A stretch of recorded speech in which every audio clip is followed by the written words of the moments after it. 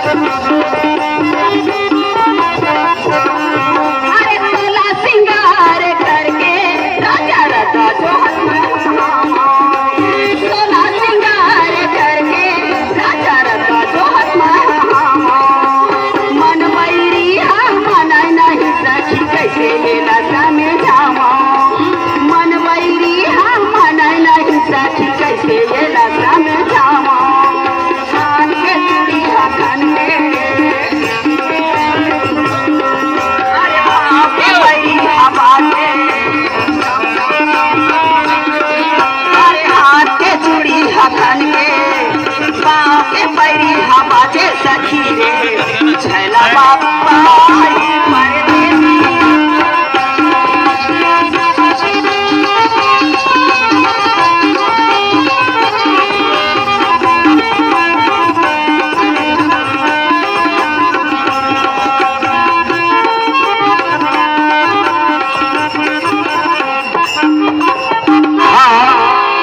मनोज पांडे आशीष road lines Badalpur की तरफ से 50 रुपए का सप्रेम भेंट किए हैं। उसे अगल वाले दिल से बगल वाले दिल से शुक्रिया अदा करती हूँ।